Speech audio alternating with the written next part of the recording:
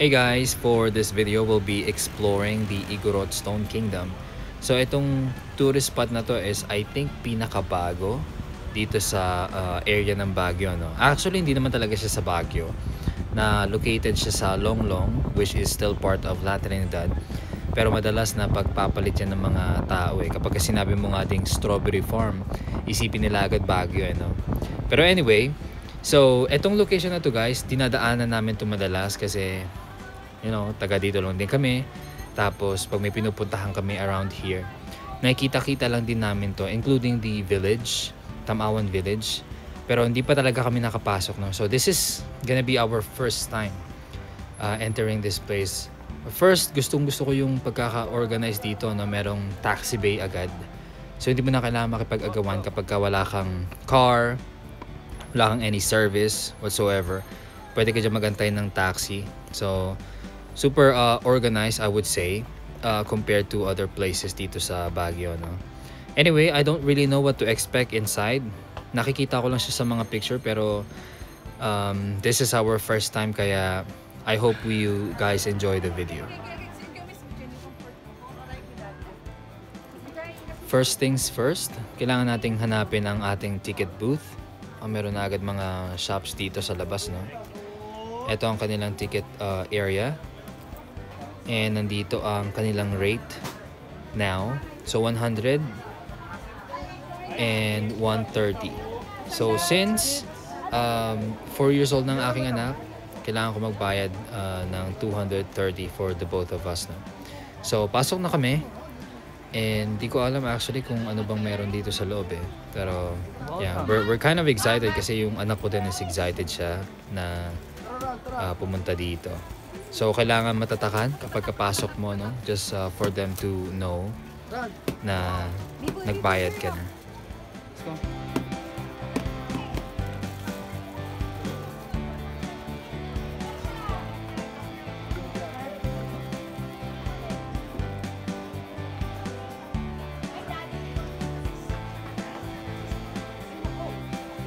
Get close to me, okay?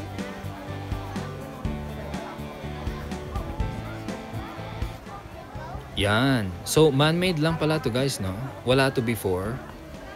Ginawa lang nila to. Pinagpatong-patong na ba to? Baka kasi yung iba dyan isipin nila na parang nandito na talaga yan before pa.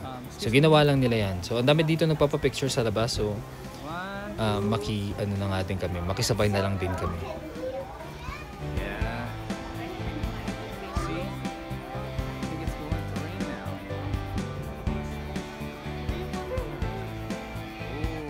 Okay, meron din tayong aso dito, parang sa Mines View lang And napakadaming stores din.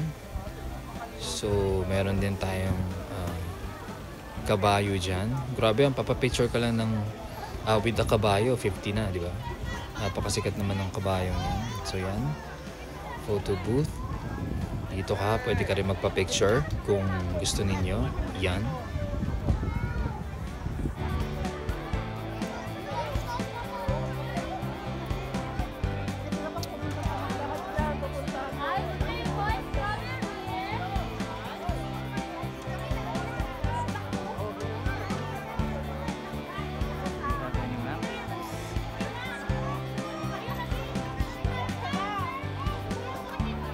And kung mapapansin ninyo, no, yung mga ibang tourists dito is bahag sila.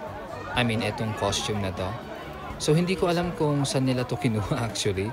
Hindi ko alam kung either binili nila doon sa labas bago sila pumasok, kasi may mga tindahan doon sa labas din nagbebenta ng ganito, or pwede mo siyang i-rent.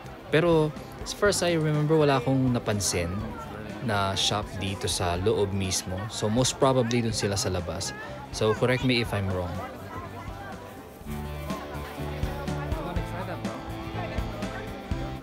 So gusto ko lang di-picturein yung anak ko dito, pero hindi niya yata maintindihan yung instruction ko. Sabi ko, huwag niyang ilabas yung mga kamay niya just the head. Diba? Para mukhang siya yun, pero hindi niya yata naintindihan. Anyway, so aakyat na kami ngayon guys. Uunahin muna namin yung dito sa may left side. Here. Yung nandito sa right side natin, medyo black na siya. I think, I don't know kung bakit nila kinulayan niya ng black. Siguro just to differentiate, no? Pero anyway, yan. So, akyat lang kami and explore namin papuntang taas kasi medyo mataas talaga. Mataas. Maraming pwedeng akyatin.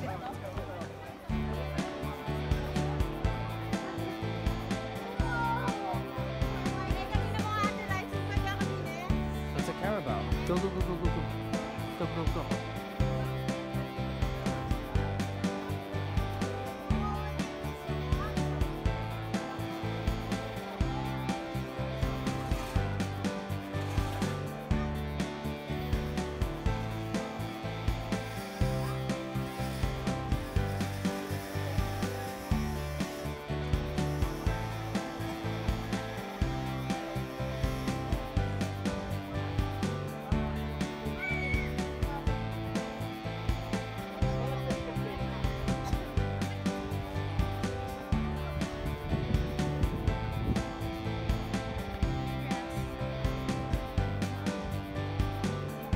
Ken, wait lang bro.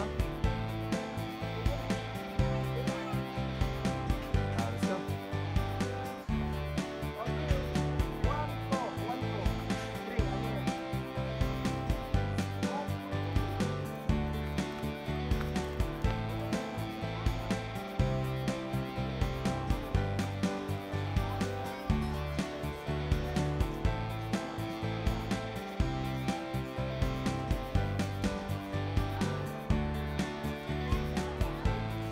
We can go here.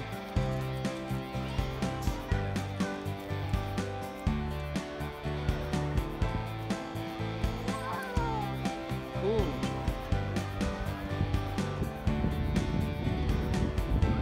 Do you want to get inside, bro? Try to get inside.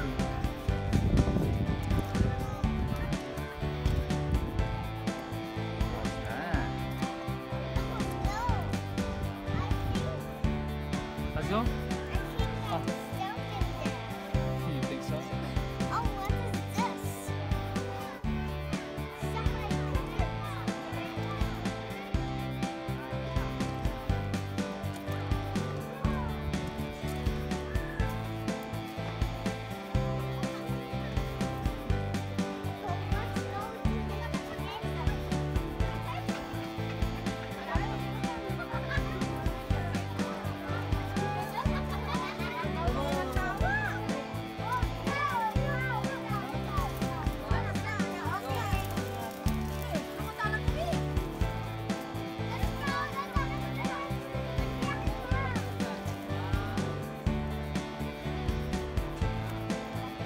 Okay, bro, let's go up.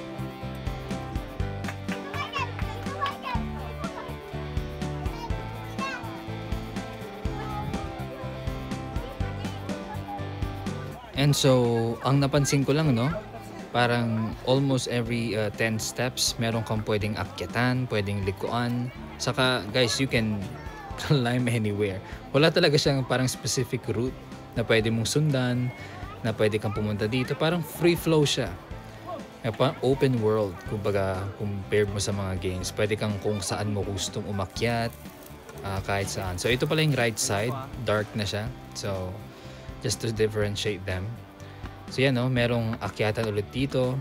Akyat ka lang ng akyat. So ganun lang yung parang pinaka-goal mo dito hanggang makarating ka doon sa may pinakataas. So check lang namin to kasi medyo yan, medyo kakaiba eh.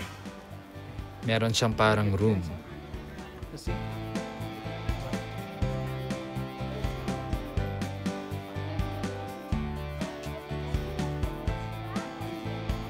Let's go up.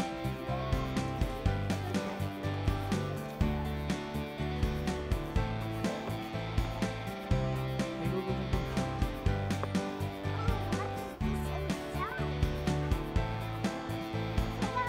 Go, bro, dun tayo sa taas.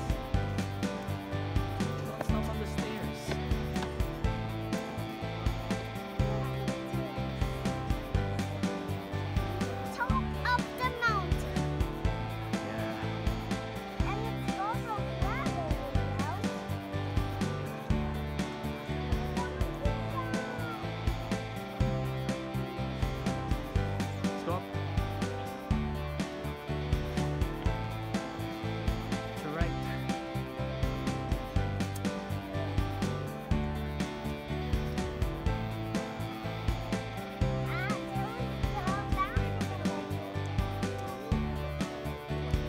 Wanna climb up, bro? Wanna climb up?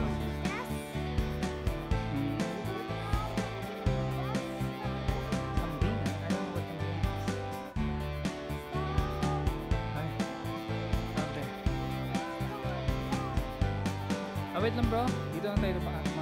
Okay.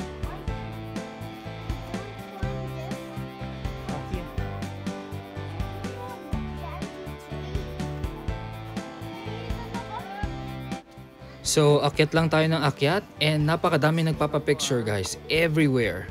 Parang, di ba kapag kami mga ganitong area, Go up, go up, go up. may mga straight or kumbaga parang pagkatapos mong umakyat ng konti, may mga places you can take pictures. Sobrang dami nagpapapicture. So, akyat lang tayo ng akyat. Yan lang gagawin natin. And also, yung weather natin is napakaganda. Hindi siya masyadong mainit. Kaya, kayang-kaya, no? Hindi tayo masyadong madidehydrate nito. Yan. Maayos ang weather natin. And so, meron tayong ganyan. Yan. By the way, ito na pala ang pinakamataas na part ng Stone Kingdom. I think wala na yata siyang itataas pa. At meron pa tayong isa dito. So, just to share you something guys. Dito sa Cordillera, meron silang practice na inililibing nila yung kanilang mga yumao or people who passed away, family members, ganyan, sa kanilang properties. So kung meron kang, let's say, farmland or meron kang piece of property na medyo malaki yung lupa, then doon nila inilalagay yung kanilang mga yumao. So parang they take it with them. Hindi nila yan pinupunta sa sementeryo. That's why pag pumunta ka rin dito, wala kang makikita mga sementeryo kung saan makikita mo yung mga taong nakalibing, sama-sama, iba-ibang tao, di ba? Pero dito, ang usual practice is kung family member mo, ikaw din na maglilibing. Kaya nung mga early days ko rin dito, pagka nagpapaspay kami sa mga farmlands, no? Yan sa, especially dyan sa mga loob-looban ng Benguet, nakikita ko yung may mga structures doon na parang mga puti, ganyan. Tapos may mga cross. So, nagtanong ako doon sa mga kasama ko before. And yun pala is yun yung mga graveyard nila. So, doon nila nilalagay yung mga people who passed away. So, according to Papa, sa father-in-law ko, no? Kasi medyo na-interview ko na siya regarding this. So sabi niya na ang practice in the past daw is nililibing yan sa ilalim ng lupa. Pero dahil medyo maraming possible problems na ma-meet, say yung ugat ng puno is, alam mo yun, papasok siya doon sa may grave mismo or kaya naman mga langgam, aanayin, ganyan. So mas malaki yung possibilities na mangyari yung mga yon, and because of that, mas malaki rin guys yung possibility na magreklamo yung mga people who passed away. Okay? So, they have, again, their belief here na pwedeng makipag-usap pa rin yung mga spirits through them, especially through dreams. No? So, one example is, meron silang lolo or lola na who passed away. So, sabihin na lang natin yung lolo. Tapos, doon sa may panaginip, na naginip yung isang family member nila na yung lolo nila is nilalamig. Right? So, pagka nilalamig yun guys, initially, ang respond nila is to check yung grave ng kanilang lolo. Kasi baka mamaya may nangyari. And, guys, for most of the time, sa mga na-interview ko, no, regarding this, is talagang, parang, alam mo yun, parang, it's really the spirit communicating to them. So, dahil nilalamig siya dun sa panaginip, so nung hinukay nila, yes, kailangan nilang hukayin yun, kailangan nilang tanggalin lahat, buksan nila kung ano man yung kailangan nilang buksan. Makita nila na yung grave pala, and or even yung, let's say, yung mga bones is nabasa na ng tubig. So basically, pinasok ng tubig yung libingan, and that is why somehow nakikipag-communicate yung spirits sa kanila na nilalamig. And may mga instances din guys na may magkakasakit na family member who are alive. Kaya isa sa kanila magkakasakit, and then kahit magpa-doktor sila is hindi ma-diagnose ng mga doctors kung ano man yung sakit nila. Sasabihin lang na healthy ka naman, wala ka namang problema. So it's a very spiritual thing.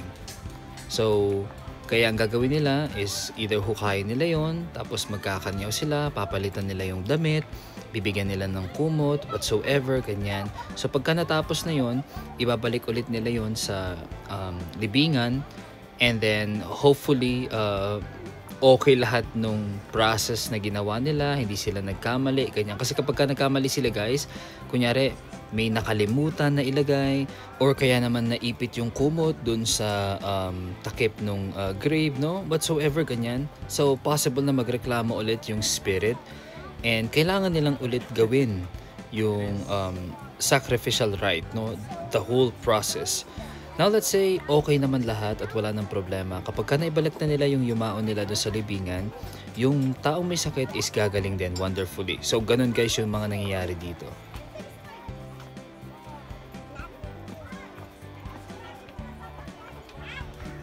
Ooh, King's Throne. And this is the King's Throne. Pero daming tao eh. Gusto ko sana magpa-picture eh. Pero medyo mainit-init din kaya wag na lang. Next time na lang, no? So, again, pwede kang umakyat kahit saan. Kahit saan, no? Pwede mong makitang pwedeng akyatan. Pwede kang umakyat.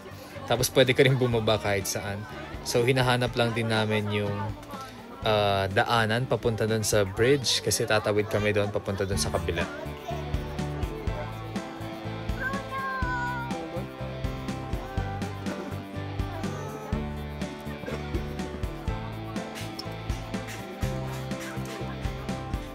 Let's go, bro.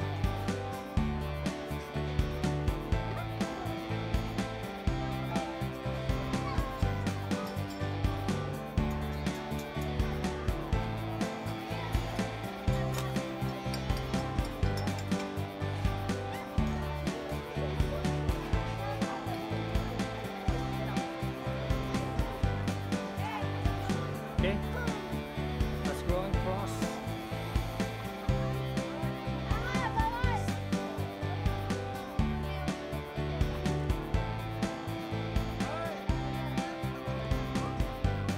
Oh, we should have brought the fan, bro.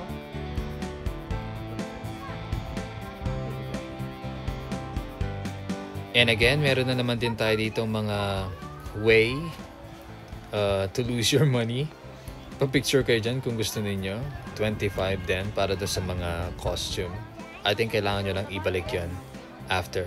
So meron sila ditong ginagawa din. Hindi ko lang alam kung anong ginagawa nila. No?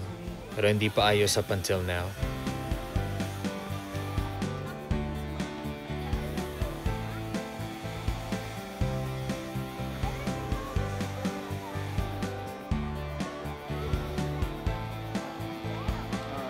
There's nothing to see there.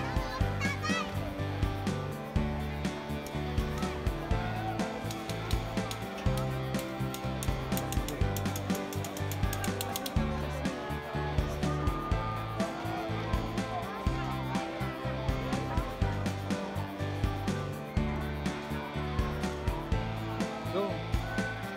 Take the bridge.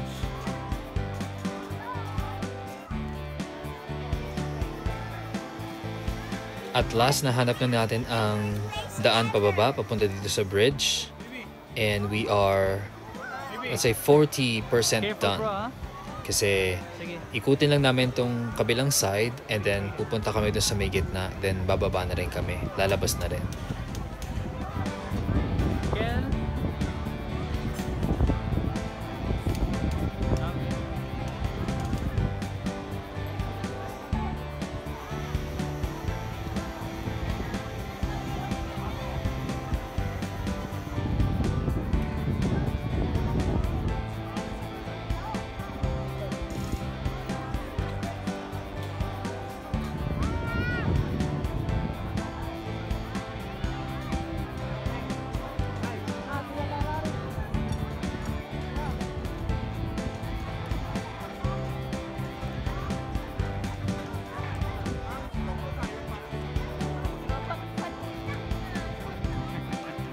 Left, bro. Let's take the left a little. Wait. Can you just... So we have here Anitos. Ganyan. So So similar dun sa kabila din. Now let's go up. So hindi ko lang alam kung bakit nila pininturahan itong right side na black, no? Is it awesome? Kasi para sa akin lang naman to, I think mas appealing yung nandun sa may left side, yung una natin pinuntahan kasi more on rocks lang talaga siya at nakikita mo yung rocks na wala siyang any design or whatsoever. Unlike dito, talagang parang hinulma, shinape lang na ganyan, no? Hindi siya kagaya nung kabila.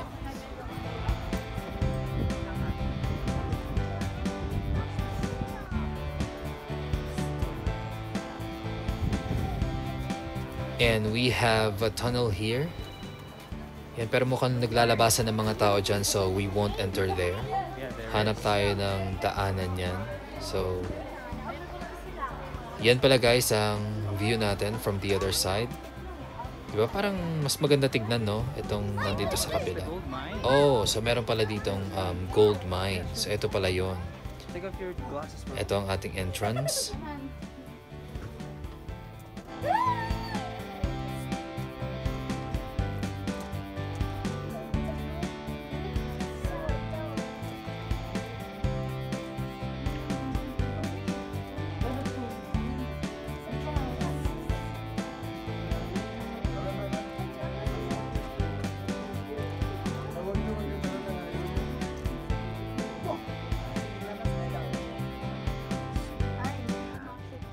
Right. So medyo nagtatapunan siya ang aking video. Low light kasi kaya nahirapan siya mag-focus. So ito yung nandito sa dulo ng gold mine. So ito na yun. So labas lang kanina. And ito yung entrance.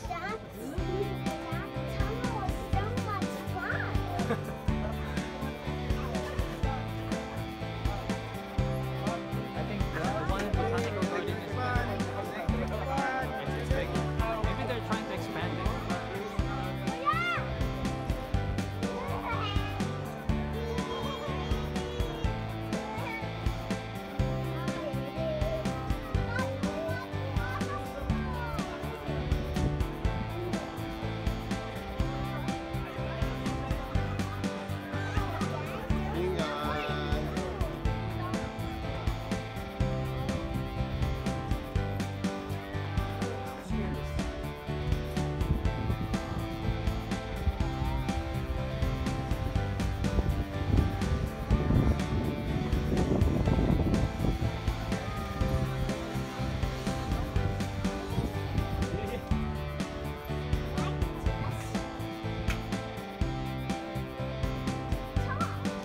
More anitos here.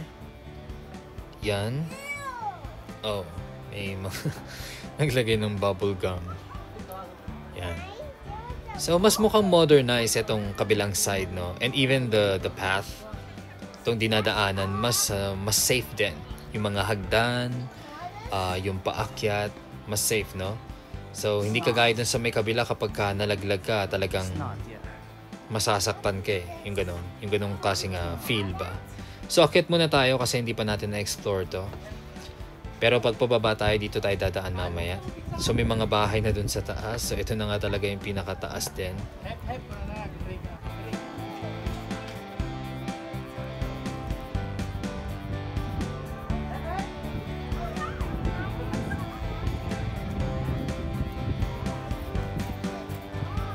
I'm gonna try to comfort room here.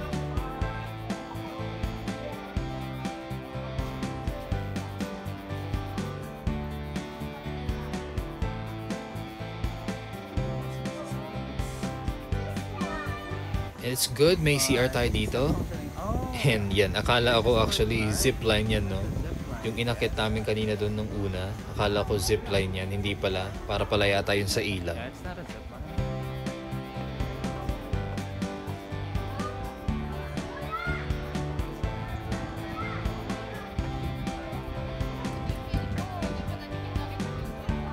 Let's go.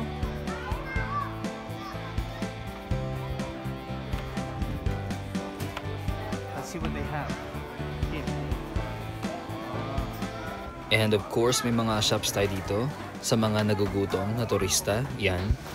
Well, definitely, no, magugutom ka talaga dyan kapag ka umakyat ka ng ganyang katataas. Lalo na kapag ka hindi ka masyadong sanay. So, they offer food here na pwede nyong itry.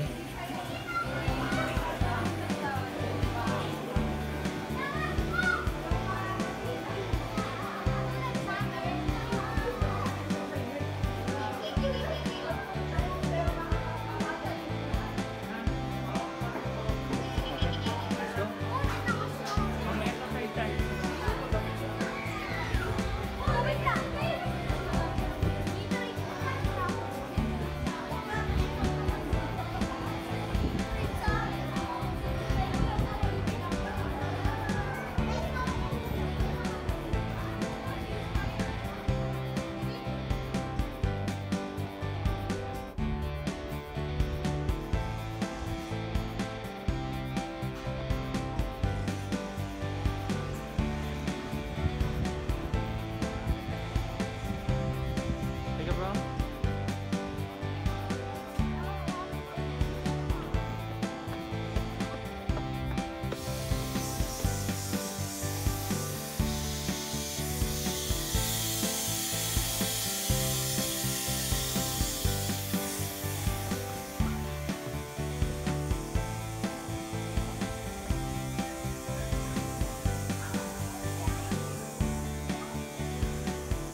And this is the highest peak on this side. Ganito ang view pagka nandito ka.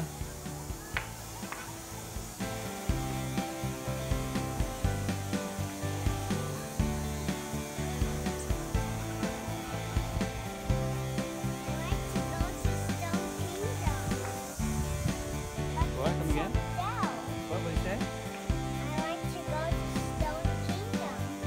Let's go.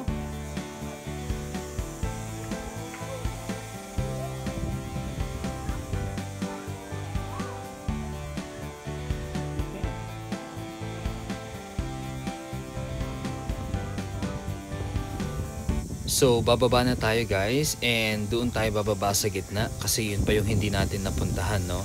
And hopefully makakuha ako doon ng magandang shot.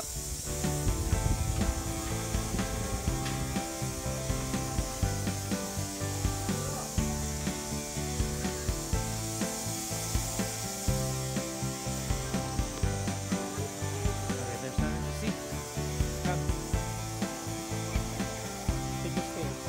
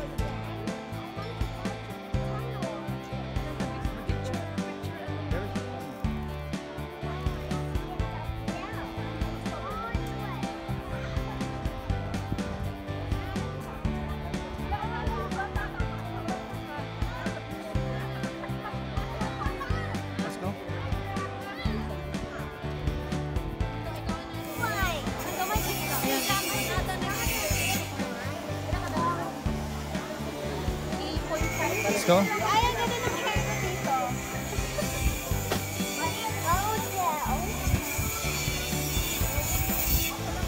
Oh, no, Dad.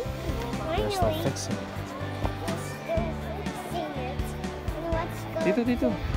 We're done with that. We're done there. Right? You see? The Carabao? Yeah, now let's go to the village, okay?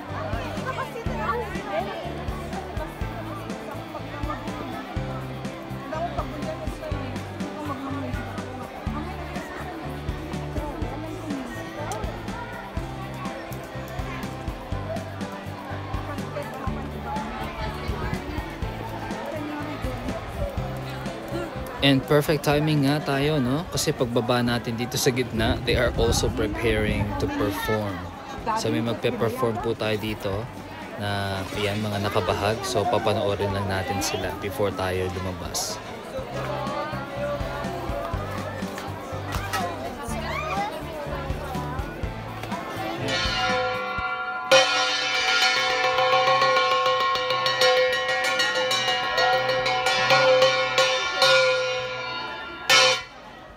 Magandang umaga po sa ating lahat. Sa mga kalakot ay cultural dance group, kami po nagpapakita ng iba't ibang dance dito sa Cordillera. Yung una po namin ipapakita isang community dance na tawag pong tatug.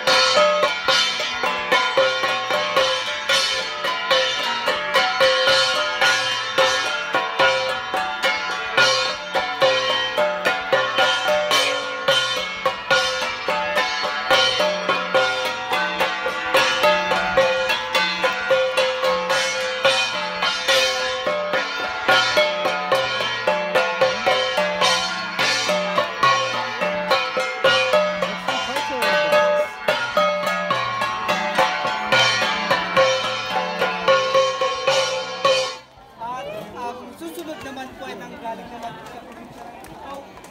Tawag pong Tinoy, sa gusto na lang pong sumali. Yeah, you can dance, bro. You wanna dance?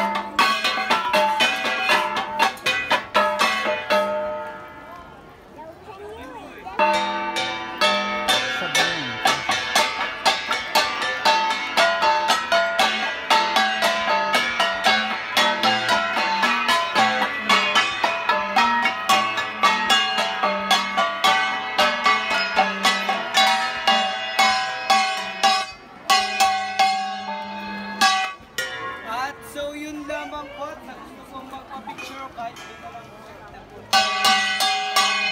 Alright, let's go.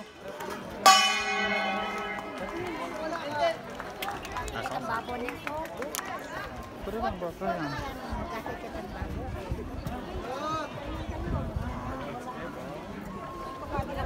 Oh.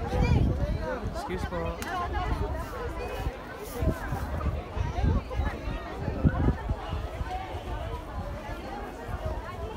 Okay, so that is everything.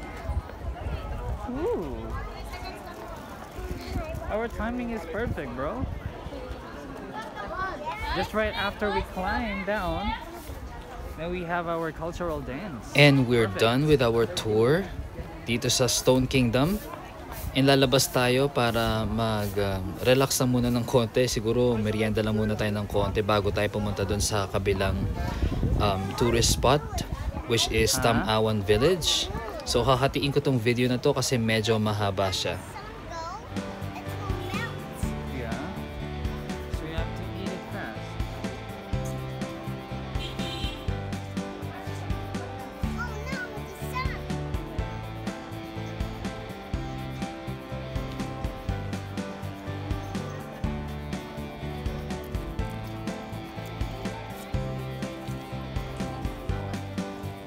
Wala palang exit dun sa pinuntahan natin. O kala ko may exit dun. So kumain lang kami sandali and then dito yung exit dito sa kabila. And lalakarin natin yung Tamawan Village kasi medyo malapit lang yun sa atin. No? So I'll cut the video here. Thank you so much and I'll see you there.